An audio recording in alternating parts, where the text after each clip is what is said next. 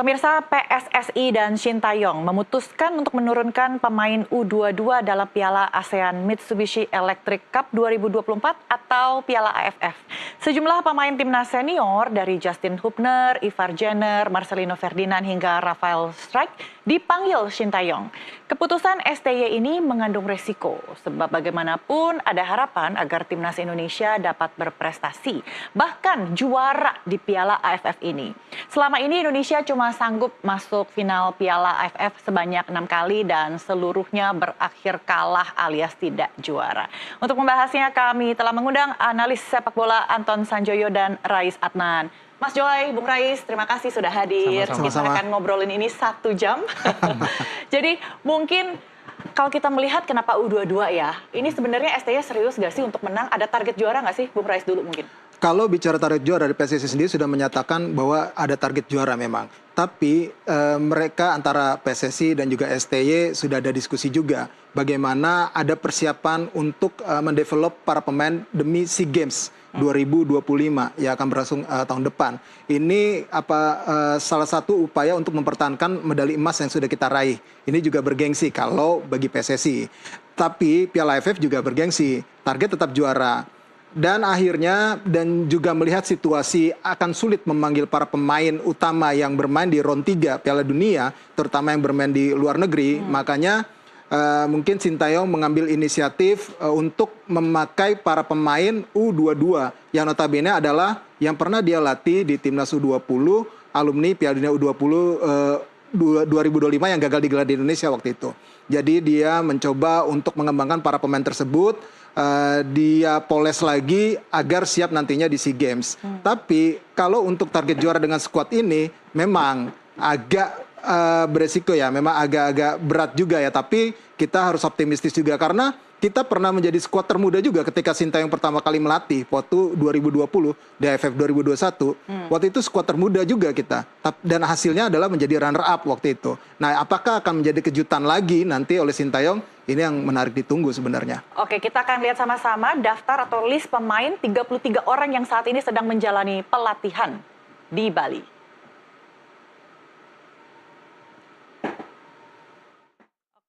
Kiper ada Cahya Supriyadi dari Bekasi City, Dava Fasya, Borneo FC, Erlangga Setio PSPS, Ikram Al-Ghifaris Semen Padang.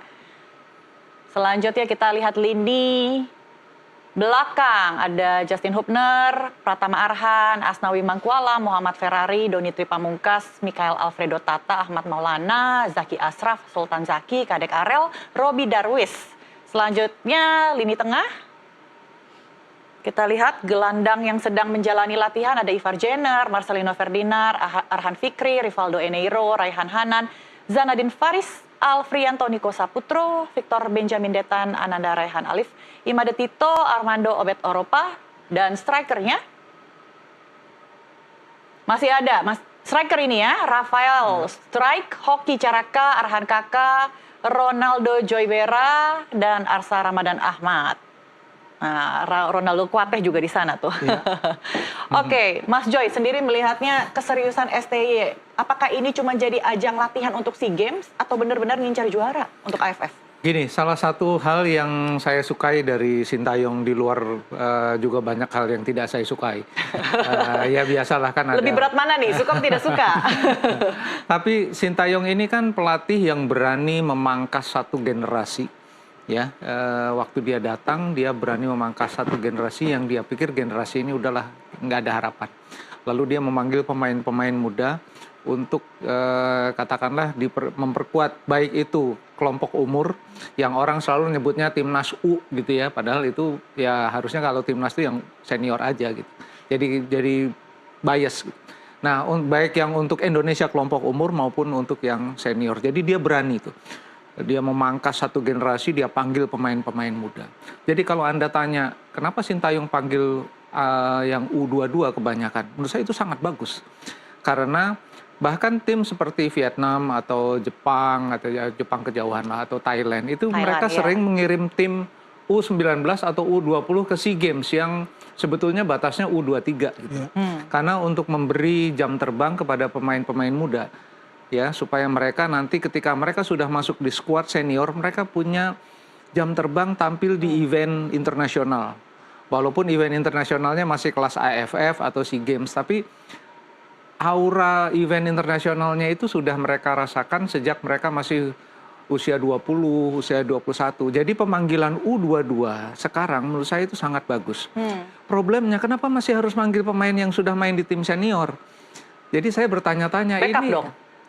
Enggak, gini loh. Indonesia kan sudah masuk ke putaran 3 kualifikasi Piala Dunia. Dengan peluang untuk bisa lolos ke putaran 4 sangat besar. Bahkan peluang untuk bisa menjadi peringkat kedua yang lolos langsung juga masih ada. Karena Indonesia masih akan melawan home, akan lawan Bahrain, akan lawan Cina home, lalu away melawan Australia, away melawan Jepang. Dengan 4 pertandingan yang tersisa setelah memenangi laga melawan Arab Saudi, peluangnya gede banget. Kenapa harus ambil resiko yang sangat besar, manggil Rafael Struijk, manggil Marcelino Ferdinand, manggil Justin Hubner, pemain-pemain yang menjadi tulang punggung di senior. Maksudnya disimpan aja untuk nanti. Loh, kan satu, yang pertama AFF ini kan bukan di bawah FIFA. Artinya klub juga kalaupun mereka nggak lepas juga nggak apa-apa. Mereka nggak ada kewajiban melepas. Yang kedua, seandainya mereka cedera di AFF, gimana? Indonesia kedalaman squadnya langsung drop gitu ya. Apalagi kalau kehilangan pemain seperti Hubner, seperti Marcelino Ferdinand yang kemarin tampil bagus sekali waktu lawan Arab. Kan Indonesia rugi besar gitu loh. Kenapa sih nggak U22 aja full gitu ya? Atau ada pemain senior tapi yang nggak usah yang memperkuat timnas di kualifikasi Piala Dunia, kan bisa aja gitu loh. Walaupun juga klub juga pasti akan muring-muring, akan marah-marah karena kan ini bukan di bawah FIFA, artinya tidak ada kewajiban. Mereka sebetulnya kayak Persija lah, pelatihnya kan udah marah-marah karena 3 pemainnya dipanggil dan itu pemain tulang punggungnya Persija. Jadi yang satu sebetulnya di klub mereka dibutuhkan, tapi dalam tanda kutip timnas yang kelompok umur juga mereka dipanggil demi mendapatkan gelar di AFF yang memang belum pernah ya. Indonesia 6 kali ya jadi runner up gitu loh, ya kan. Dan pertanyaan besar saya, emang masih butuh gitu juara di AFF? Tapi kalau misalnya disiapkan untuk kualifikasi World Cup, AFF nggak menang, ya percuma aja. Ya masalahnya kan kalaupun nggak menang, gini loh. Kalau misalnya nggak juara di Piala AFF, emang Indonesia akan turun gitu peringkat FIFA-nya? Enggak juga kan? Tetap gitu di 125 ya? Iya, Oke. tetap 125 karena itu tidak kan. termasuk jadwal kalender Apalagi kalau bisa FIFA. menang nanti lawan Australia misalnya, bisa naik lagi tuh jadi 120 ya kan. Jadi menurut saya ambience-nya sepak bola nasional ini konsentrasi aja untuk yang kualifikasi Piala World Dunia. Cup. Karena memang di sanalah sebetulnya yang diharapkan Indonesia mencetak sejarah gitu loh. Seandainya juara Piala AFF juga ya, juara Piala AFF gitu. Saya malah sering nyebutnya ini mah kan level kecamatan gitu ya. Kecamatan Asia Tenggara. Tapi mungkin Rais punya pendapat berbeda. Iya, berbeda. Tadi saya udah ngobrol. Dia nggak setuju saya bilang begitu, tapi mungkin dia untuk punya. Mas Joy ini mungkin kesempatan untuk regenerasi juga ya, kasih kesempatan ke yang muda untuk, dan selain itu mungkin apakah pertimbangan STY adalah ini anak-anak asuh saya yang saya kawal dari awal, saya bina dari awal. Meski mungkin kapasitasnya tidak begitu tangguh, tidak begitu kuat, Bung Rais. Begini, mungkin pertama koreksi dulu yang soal tidak di bawah FIFA ya. Memang ini tidak dalam masuk kalender FIFA, tapi sejak beberapa tahun lalu Piala AFF ini dihitung sama seperti FIFA Matchday Match Day. Jadi sama seperti pertandingan persahabatan yang punya poin di FIFA. Makanya kalau misalkan kita kalah pun tetap akan berpengaruh ke peringkat FIFA kita. Itu yang pertama. Yang kedua adalah udah dihitung. Ya, sudah dihitung, tetap dihitung. Jadi kita sekarang Thailand gitu. Sama Thailand. Jadi kalau misalkan kita beradu sama Thailand akan dihitung koefisien nilainya juga nanti di peringkat FIFA berikutnya. Jadi masuk dalam perhitungan FIFA Matchday. Kemudian kalau tadi menurut Bung Joy sendiri soal kenapa sih pemain senior itu dipanggil? Yang dipanggil itu adalah rata-rata memang adalah pemain yang bekas U20, Marcelino Ferdinand, Rafael Struijk, Ivar Henner, yang di sana yang memang dididik sama STY. Jadi kemungkinan besar para pemain ini juga akan diupayakan ikut dalam SEA Games nanti sama STY maupun oleh PSSI. Dicoba dirayu mungkin lobby lagi tim-tim ataupun klub mereka untuk dilepas pemainnya nanti pada saat SEA Games. Mungkin nanti akan, karena situasi kan pasti akan berkembang ya. Iya. Dan juga kemungkinan besar, apalagi dari posisi striker ya, yang saat ini di U22. Bisa dibilang kualitas striker kita untuk U22 itu masih belum mumpuni. Apalagi di tengah gempuran para pemain asing di Liga 1 ya terutama. Karena kesempatan bermain bagi para pemain U22 ini sangat minim sekali. Makanya butuh Rafael Struijk dipanggil lagi. Hoki Caraka pun yang dari tim senior juga dipanggil. Karena menit bermainnya bisa dibilang Hoki Caraka paling banyak di Liga 1 ya. Untuk striker yang dipanggil saat ini. Walaupun kalau di yang senior dia jarang main. Jarang main, senior jarang main. Tapi untuk ukuran pemain muda, lokal, dia adalah yang paling sering di Liga 1. Lumayan diandalkan oleh PSS Sleman. Sementara Marcel Nus Ferdinand sendiri di klubnya kan jarang main. Tapi dia ditempa oleh kualitas latihan yang sangat tinggi di divisi Championship bersama Oxford. Tentunya ini menjadi pertimbangan-pertimbangan juga. Kalau STY hanya membawa striker ala kadarnya gitu, mungkin hanya dari kompetisi lokal yang bukan dari senior, ini akan sulit juga dia bersaing. Jadi dia berhitung seperti itu. Apalagi para pemain ini juga adalah para pemain yang memang dia bina dari U20 waktu Piala Dunia U20 2025. Oke. Mas Joy, sepertinya saya harus duduk di tengah nih. Karena dua kubu yang punya perspektif yang berbeda. Menurut Anda, Mas Joy, 33 yang menjalani latihan saat ini, apakah pemain terbaik untuk timnas Indonesia? Kalau yang di kelompok umur, iya. Di kelompok umur, bahkan kalau bicara pemain yang juga dipanggil yang sudah memperkuat senior, ya itulah yang memang bunch, kumpulan pemain yang sekarang memang terbaik.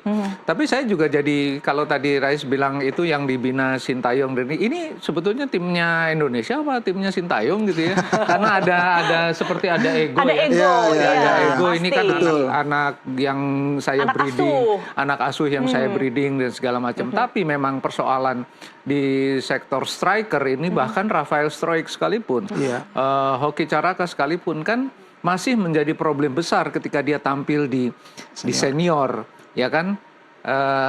Untuk itulah sebetulnya kan ada sekarang udah berapa bulan terakhir ada pelatih untuk striker di senior.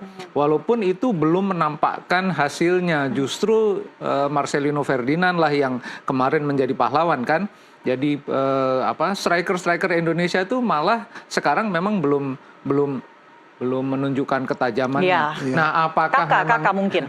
Apakah ini memang ego yang sangat tinggi dari Sintayong yang juga bilang mungkin ke Pak Erick Thohir, nah, gue bawa deh ini pemain-pemain ini kita juara deh gitu kira-kira percayalah kan sama saya gitu ya kan.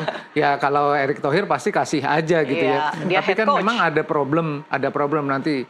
Saya nggak tahu, belum terima kabar apakah Struijk akan dilepas, Jenner akan dilepas dan macam-macam ya. Karena kan mereka memperkuat. Kalau yang di Eropa kan mereka kekeh gitu ya, kalau memang bukan di bawah kalender FIFA mereka nggak lepas gitu ya. Karena mereka kan juga menanggung gaji, menanggung kalau cedera, mereka juga yang tanggung, yang repot gitu kan. Jadi ya memang ini masih, kalau saya sih misalnya yang berangkat tanpa pemain-pemain yang sudah memperkuat tim senior, nggak apa-apa juga gitu loh. Karena kalau saya sih nggak juara AFF, dalam pandangan saya ya nggak masalah juga, bisa kalau yang U22 ini misalnya bisa masuk semifinal aja atau masuk final. Jangan dong ketujuh kalinya.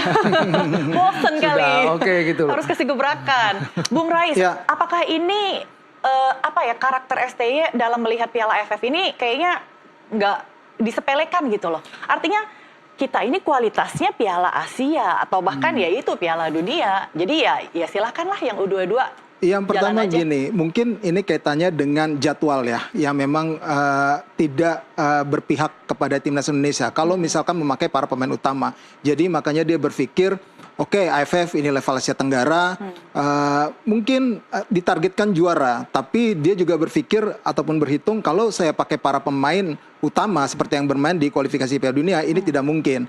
Makanya akhirnya dia mengambil inisiatif untuk memakai pemain U22. Maksudnya merumput di Eropa? Ya, di Eropa maupun di liga lokal. Karena liga lokal pun tidak berhenti, tidak seperti misalnya di Thailand, di Malaysia, mereka dihentikan Vietnam. Betul. Mereka memang memfasilitasi agar timnas mereka bisa diperkuat para pemain terbaik.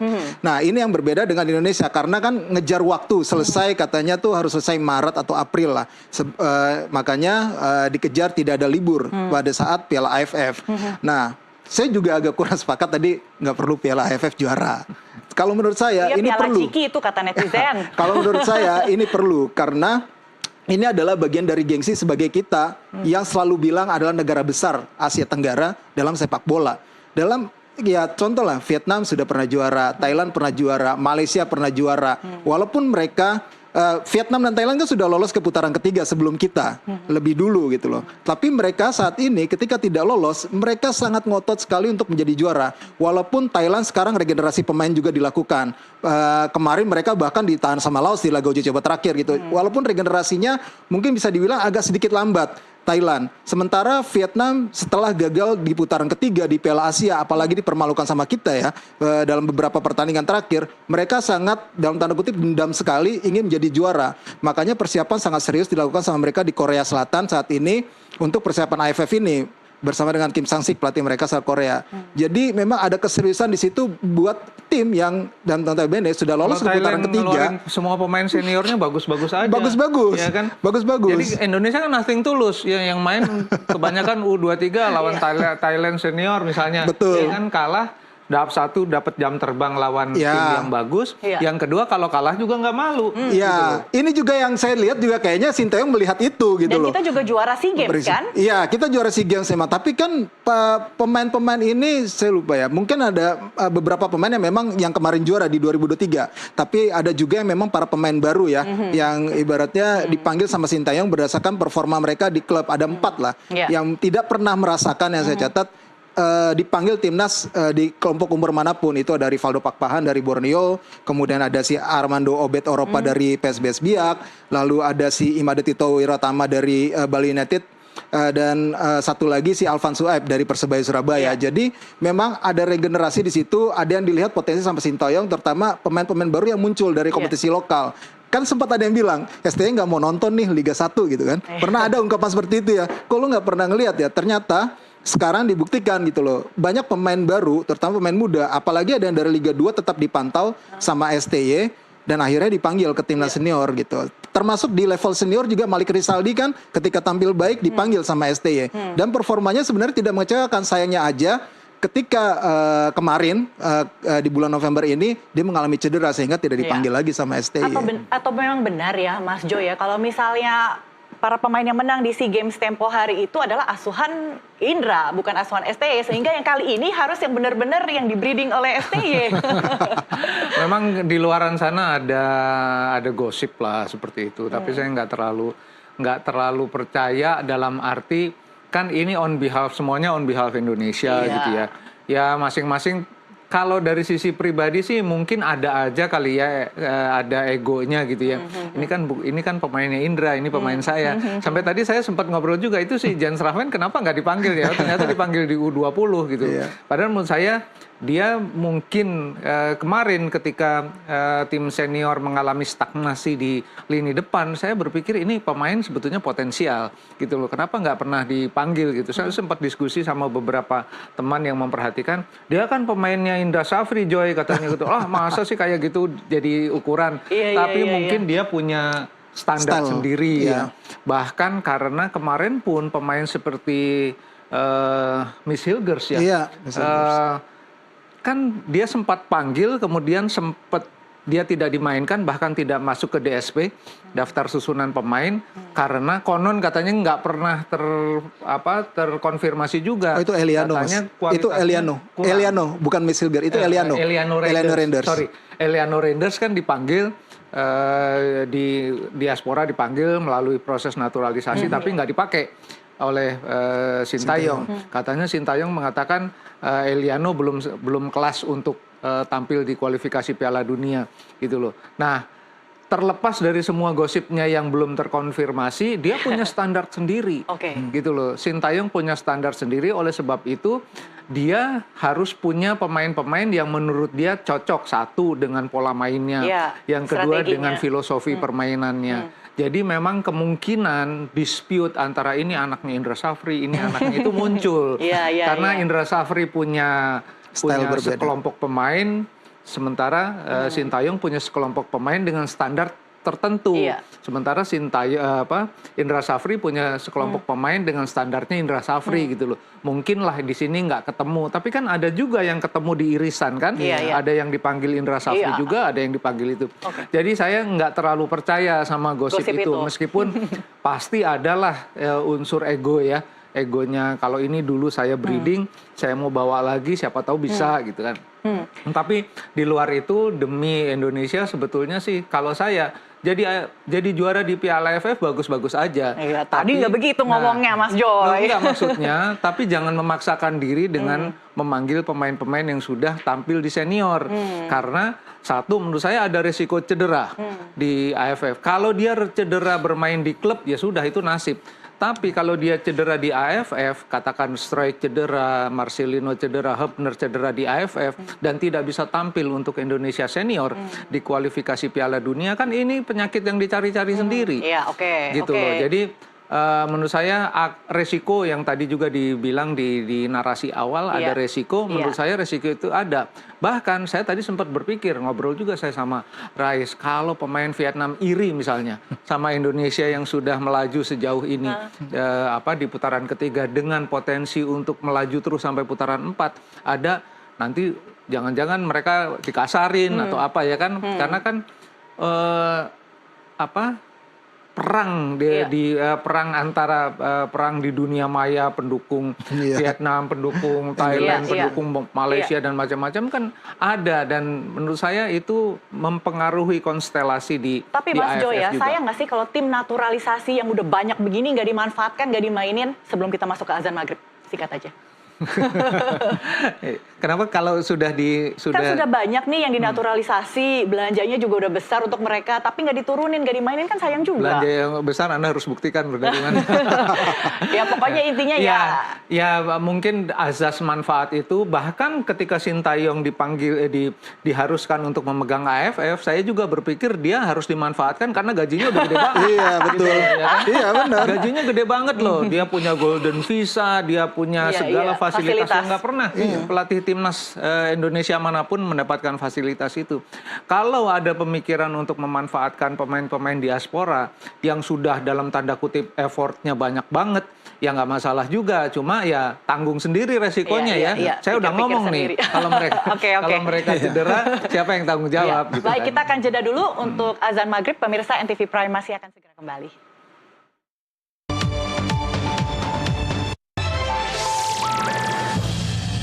Menyaksikan NTV Prime, masih bersama saya Mas Joy dan juga Bung Rais, analis sepak bola. Mari sebelum kita ngobrol, saya akan tampilkan terlebih dahulu siapa saja lawan timnas Indonesia untuk Piala AFF 2024. Vietnam, Myanmar, Filipina, Laos. Dan selanjutnya pemirsa kita akan tampilkan juga jadwal timnas Indonesia di Piala AFF 2024 bulan Desember. Oke, laga pertama Indonesia akan melawat Myanmar. Ini serem juga ya, kira-kira bisa jadi juara nggak sih? Apalagi kita lihat ini Vietnam dan Thailand liburin laganya, bawa pemain terbaik mereka.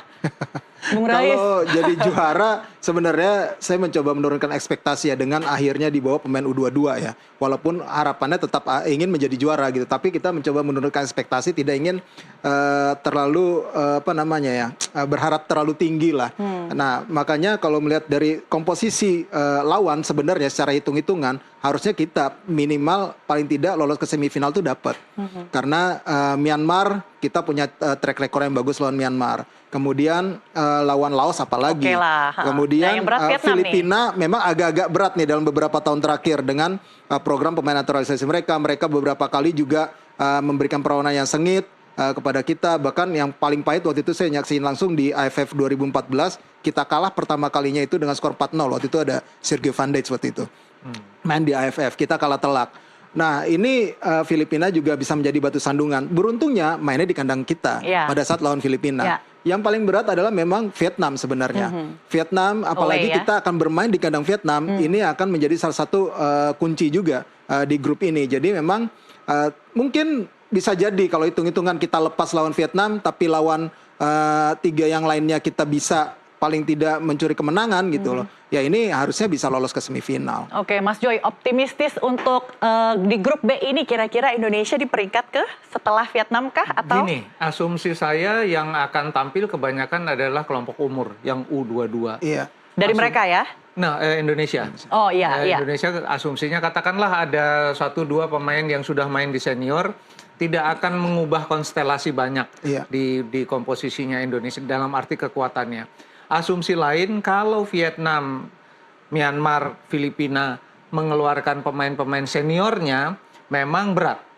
Artinya kalau senior ketemu senior udah nggak takut lagi tuh Indonesia.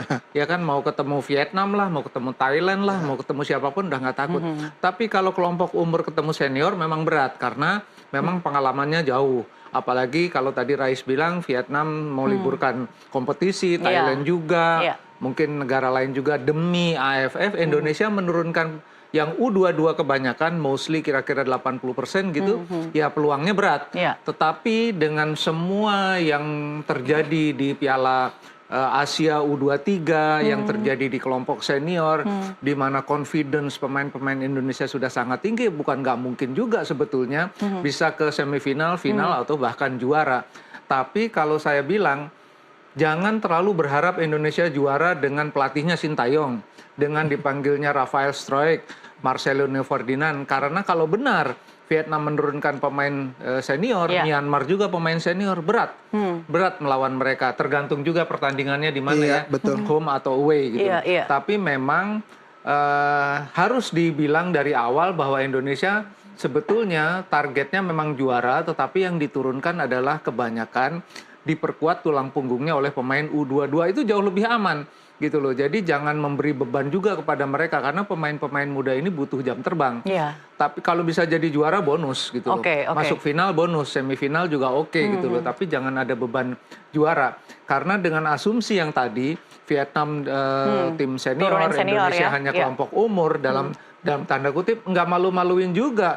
Bukan aib kalau nggak juara di AFF. Jadi menggampangkan dong berarti yang tadi kita sebutkan. Nggak menggampangkan juga karena memang menurut saya target PSSI sendiri setengah hati memberikan target juara itu kan. Erick Thohir ngomongnya ya kalau jadi juara bagus aja gitu ya yang kan. Penting yang terbaik. Yang penting yang terbaik yang bisa dicapai. Jadi nggak seperti yang tegas harus juara gitu ya. Di Piala Dunia kan sebetulnya juga nggak ada target Indonesia bisa lolos langsung. Target besarnya sebetulnya posisi 3 atau 4. Ya kan? Nah, itu kan justru memberi keleluasaan kepada Sintayong untuk ya mungkin ada pro kontranya. Dia coba-coba formasi, coba-coba strategi. Tapi kan so far setelah mengarahkan Arab Saudi peluangnya gede gitu loh ya kan. Jadi sekarang targetnya harus lolos ke putaran keempat paling enggak. Itu artinya Indonesia paling tidak di posisi 3 atau 4. Sama sebetulnya di AFF juga. Dengan komposisi pemain kebanyakan U22, ya udahlah masuk final juga udah bagus. Kalau jadi juara ya bonus. Tapi kan ini ada pemain pilar nih, Mas Joy. Ya oke lah, bukan mereka yang bermain di Liga Eropa, tapi ada loh yang di Liga yang Brisbane itu, kemudian yang Belanda lah, kemudian Korea Selatan. Nah itu 88 pemain yang bisa dibilang cukup senior atau setengah senior ini kan juga bisa dimanfaatkan. Loh iya, cuma memang kan belum tentu dikasih juga. Ini info. Terakhir kan memang pemain-pemain yang tampil di Eropa terutama kan juga belum bergabung. Bahkan tadi Rais bilang ada pemain yang baru bergabung nanti setelah Rafael Struijk itu semifinal pertandingan ya di fase grup gitu loh. Jadi apakah dengan situasi begitu masih akan memaksakan pemain-pemain Indonesia senior yang tampil di klub-klub Eropa gitu loh. Satu, konsentrasi juga. Yang kedua, apa tim ini kemudian jadi lebih bagus kalau kemasukan pemain yang tiba-tiba celung aja muncul. Kalau dia muncul untuk pemain senior, untuk tim senior karena udah mainnya cukup lama, oke. Tapi kan katakanlah Hübner tiba-tiba bergabung dengan pemain yang dia jarang bermain bersama kan Chemistry-nya juga nggak pasti ada. akan ada masalah. Nah, ya gimana Bu? Iya, kalau bicara soal chemistry ini memang saya juga cukup sepakat dengan Mas Joy ya. Walaupun ini para pemain yang pernah dididik sama STY waktu U20 kemarin, tapi kan mereka sudah berpisah agak cukup lama ya. Iya. Dan sudah berlatih sendiri-sendiri dengan metode sendiri di klub Jarang main masing-masing. bareng juga ya. Dan jarang main bareng. Nggak pernah malah pemain-pemain ini main bareng setelah era STY ya. Mungkin ada beberapa 1, 2 atau 5 pemain lah yang bermain di U23 bersama dengan Coach Indra Safri. Itu pun berbeda pasti stylenya gitu. Jadi memang butuh waktu juga untuk membangun chemistry dengan para pemain muda ini. Plus ditambah lagi para pemain senior memang kayak Asnawi, Pratama Arhan itu memang sudah pasti akan dilepas sama klubnya karena pertama Asnawi klubnya itu kan kompetisi libur Thailand. Kemudian Pratama Arhan selesai di Korea juga sudah selesai kompetisinya. Jadi ada lumayan lah, ada tambahan tenaga, tambahan pengalaman. Yang problem adalah yang Eropa nih dilepasnya kapan? Apakah pada saat laga perdana fase grup lawan Myanmar itu sudah dilepas atau nanti nunggu pertandingan berikutnya atau bahkan sama seperti Rafael Strik yang sudah dipastikan baru dilepas kalau kita lolos semifinal gitu loh. Ya ini kan yang masih terus diupayakan sama PSSI agar dalam lobby-lobbynya mereka. Mungkin hanya Marcelino Ferdinand aja yang mungkin bisa langsung memperkuat tim di laga pertama karena kan klubnya punya Pak Erick Thohir. Ya itu pasti akan lebih mudah secara negosiasi, secara lobby gitu. Ya pasti ini akan menjadi handicap juga bagi timnas Indonesia, bagi Sintayong bagaimana cepat menyatukan chemistry para pemain muda ini. Ini akan menjadi masalah. Lawannya juga tidak mudah ya, seperti tadi Mas Yu bilang. Lawannya pemain senior dari Vietnam, Filipina itu sudah dipastikan pemain senior.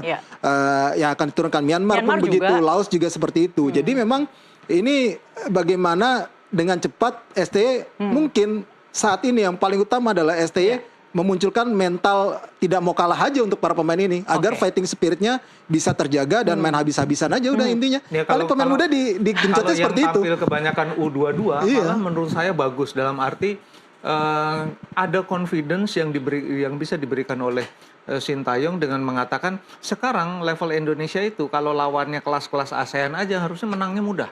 Gitu ya. Tapi kan kita pemain junior, Pak Sintayong gitu ya kan. Enggak. Di level ASEAN ini Indonesia udah sangat maju gitu ya misalnya dan diberi confidence seperti itu sehingga kita bisa ada daya juang juga tuh misalnya, anak-anak. Saya kan selalu terbayang permainan Indonesia di U23 waktu lawan Jordania itu salah satu yang terbaik menurut saya ya kan. Betul. Itu ini kok bisa bermain seperti itu gitu loh dan kenapa anak-anak ini nggak bisa harusnya bisa juga karena mereka tumbuh dalam lingkungan yang sama. Jadi Indonesia bisa main bagus gitu loh. Lawan Jordania itu salah satu permainan yang terbaik bukan saja di kelompok umur tapi juga di level senior mereka bisa dibandingkan gitu loh. Jadi dengan confidence di level senior, confidence di U23 Piala Asia, harusnya sih mereka ngelawan. Lawan Vietnam ngelawan, lawan Myanmar ngelawan. Apa yang membuat STY bisa confidence kali ini? Padahal 2 laga sebelumnya dia kan mulai coaching tuh tahun 2020 2020 ya 3-4 tahun lalu. 2020. Dan dalam 2 laga terakhir Piala AFF hanya semifinal, runner up. Nah, apa yang membuat STY ada confidence untuk kali ini dengan menurunkan U22 ini? Ya, waktu semifinal itu kan juga sebetulnya dia punya target yang enggak muluk-muluk amat. Tapi bermain sebaik mungkin setiap pertandingan. Dia memapas satu generasi, dia buang tuh yang dia bilang udah dalam tanda kutip busuk gitu loh, maaf ya bukan ini ya. Hati-hati bicara dia nggak bisa lagi develop pemain itu gitu ya, karena mungkin attitude, suasananya di kompetisi juga, pergaulan mereka dan segala macam, dia nggak pakai kan satu generasi itu, dia pakai generasi di bawahnya. Dan akhirnya bahkan bisa sampai ke final gitu loh. Jadi confidence-nya kalau menurut saya pelatih ini oke gitu loh. Bisa memberikan kepercayaan walaupun ngomongnya tetap pakai interpreter gitu ya kan. Nah, ini yang menurut saya kan tersampaikan. Coba dia bisa bahasa Indonesia gitu ya kan pasti semua pikirannya itu bisa tersampaikan dengan sangat bagus. Tapi oke lah. Sejauh ini sih menurut saya dia mampu untuk dengan tim yang sekarang ya. Kalau sampai semifinal aja atau final bisa. Nggak ada masalah. Baik, saya jadi penasaran kira-kira siapa yang akan STY terjunkan ya untuk starting 11, tapi kita akan bahas usai jeda. Pemirsa tetaplah bersama kami di NTV Prime.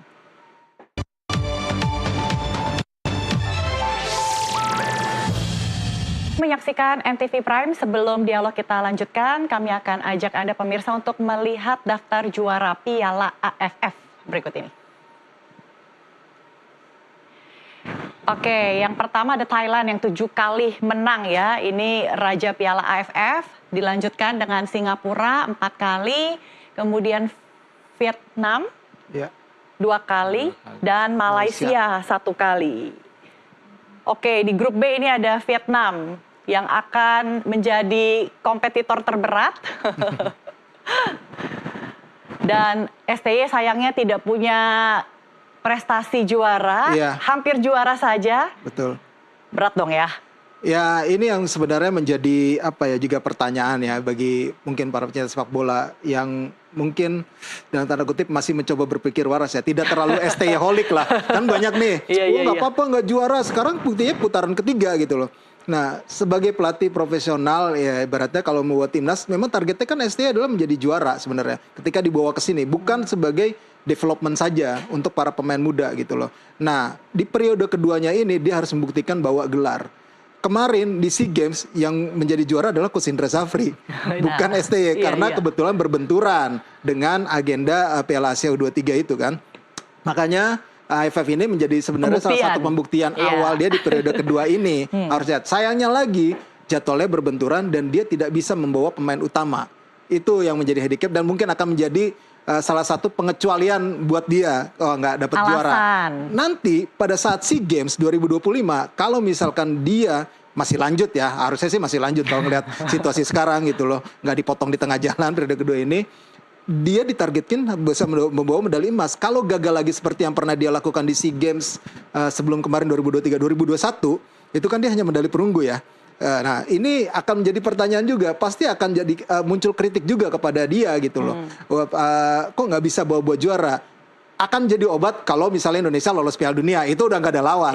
Itu udah pasti. Tapi memang STY ini kalau bisa sepanjang periode dia kepelatihan dia sampai kapanpun nanti ya, masa habis kontrak ya, harusnya dia bisa membawa setidaknya 1 kali juara untuk Indonesia. Entah itu di SEA Games, entah itu di Piala AFF gitu. Untuk pembuktian sebagai kapasitas dia sebagai pelatih profesional. Kalau Pep Guardiola udah nggak perlu tuh Piala Carabao. Iya, itu nggak perlu. Tapi kan ini kita sebagai Indonesia itu perlu gitu loh. Kalau saya berpikir gini loh, Sintayong itu kalaupun dia nggak juara apa-apa dimanapun gitu ya, tapi membawa level permainan Indonesia baik di kelompok umur apalagi yang senior ke 3 atau 4 lebih baik daripada sebelum dia, buat saya itu udah berhasil. Ya development gitu. Artinya kan hanya membawa development. Jadi kalau ada tuntutan tentang dia harus menjadi juara bahkan di level AFF sekalipun, menurut saya tuntutan itu lebih kepada apa ya, agak berlebihan ya menurut saya kan. Karena Sintayong sih sebagai pelatih kan nggak bisa dipungkiri gitu ya.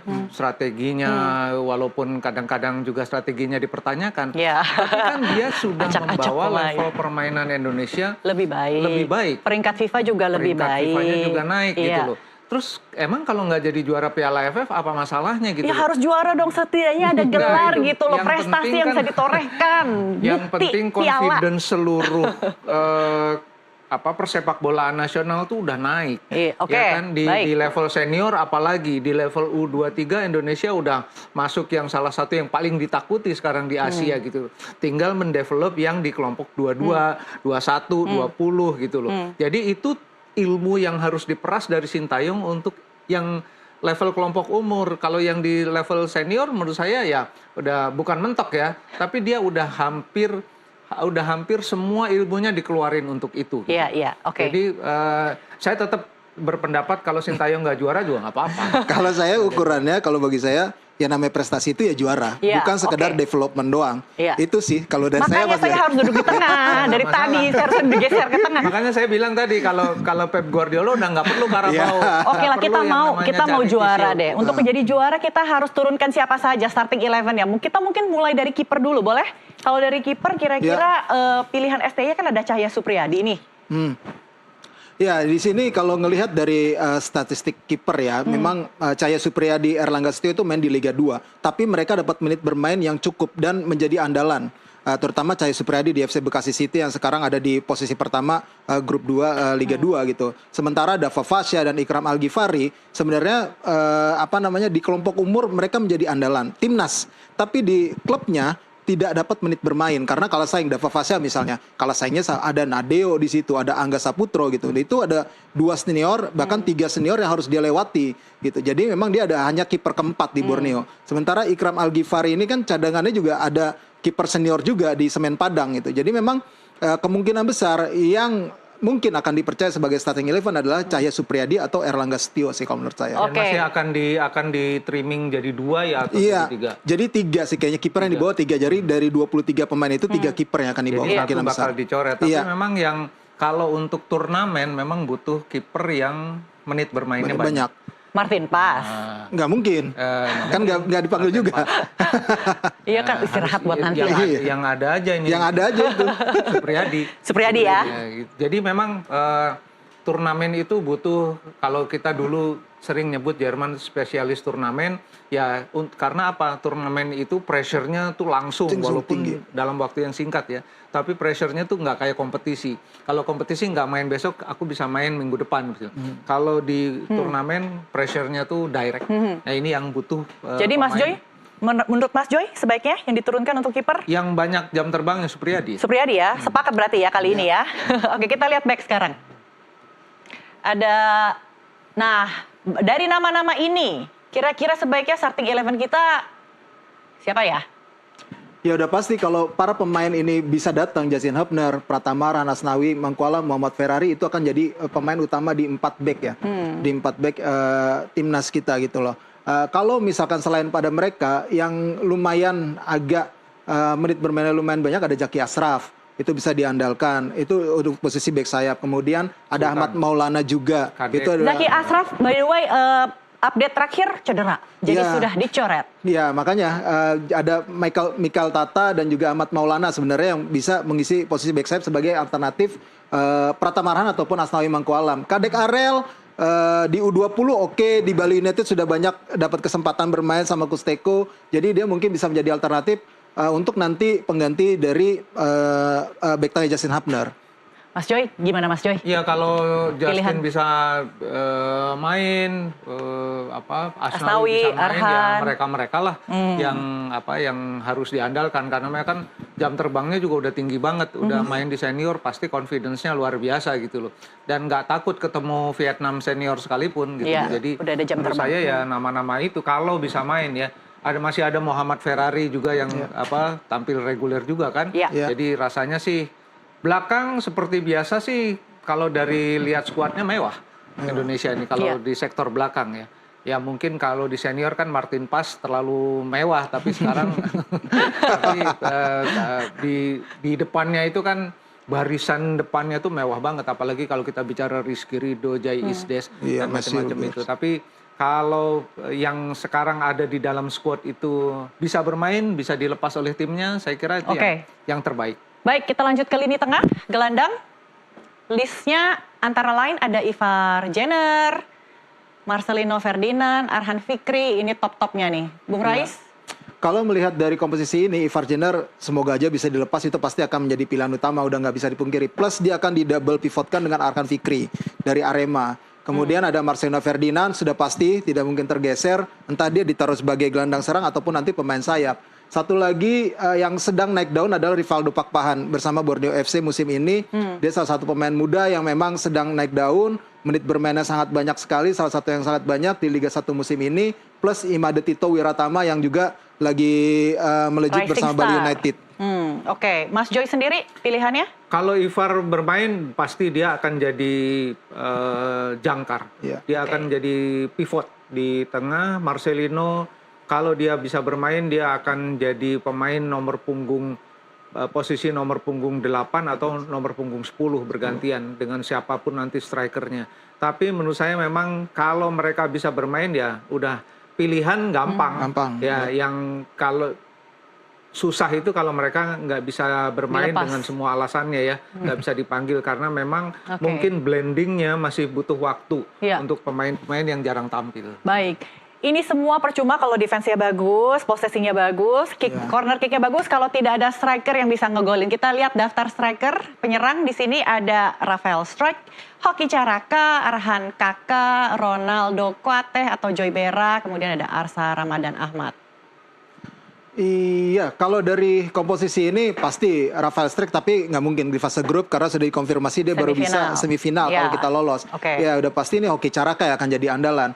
Plus sama Ronaldo Kuateh, Arkan Kaka ataupun Arsa mungkin hanya akan menjadi pelapis ya, kalaupun nanti akan dibawa. Saya rasa komposisi dari striker ini hanya satu kalau misalkan nanti akan ada yang dicoret gitu loh.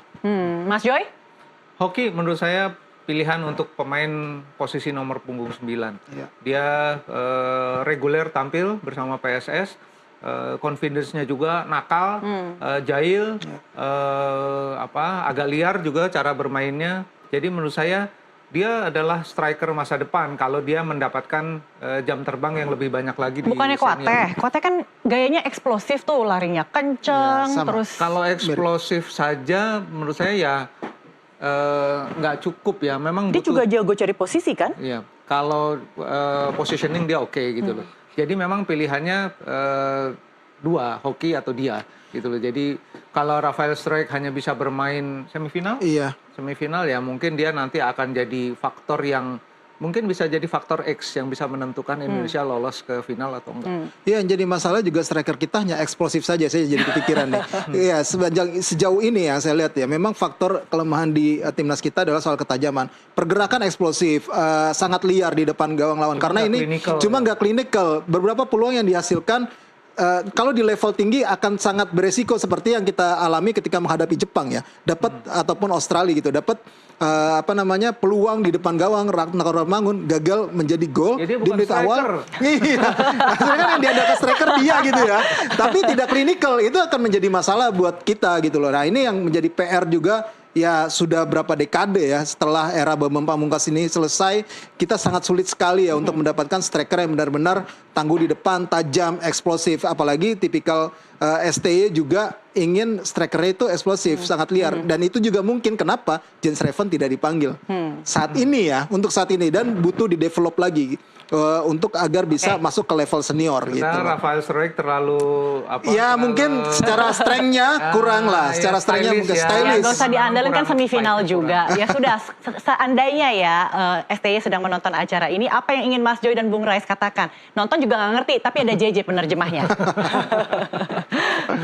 Dengan komposisi pemain yang saat inilah, 31 jadinya. Kalau saya bilang sih target juara itu nggak usah terlalu dipikirin, gitu loh ya, karena level di AFF ini memang udah cukup tinggi lah, karena juga ternyata sudah masuk ke bisa dihitung FIFA poinnya Matchday. untuk peringkat FIFA, tetapi memang prioritas Indonesia bukan di situ. Jadi kalau hanya untuk memenuhi egonya STY bisa menjadi juara di salah satu event, menurut saya itu nggak terlalu penting. Jadi lebih penting buat saya dia bisa tetap berkonsentrasi tanpa mengambil resiko yang terlalu banyak untuk seniornya. Jadi kalau saya bisa memesankan itu dan sampai ke dia, mudah-mudahan sampai, ya mudah-mudahan dia lebih loss dan malah bisa jadi juara gitu ya kan? Ya nggak terlalu membebani. Ya. Kalau saya sih cuma berusaha coach tolong hadirkan kejutan-kejutan yang sangat luar biasa lagi buat timnas kita, karena sangat banyak kejutan yang sudah dia lakukan ya sejauh ini. Memang belum ada gelar juara, tapi sudah banyak kejutan yang dia lakukan. Mudah-mudahan di Piala AFF kali ini bisa menghadirkan kejutan yang malah berbuah juara nantinya. Mudah-mudahan itu tercapai sih. Kita juga sangat menantikan aksi spektakuler skuad Garuda Muda dan good luck tentunya untuk Garuda Muda yang akan bertanding tanggal 5 Desember ya, kalau nggak salah. Dan mudah-mudahan bisa mematahkan nih predikat spesialis runner up. Terima kasih Mas Joy. Sama-sama. Terima kasih Sama-sama. Bung Rais. Pemirsa NTV Prime masih akan segera kembali, tetaplah bersama kami.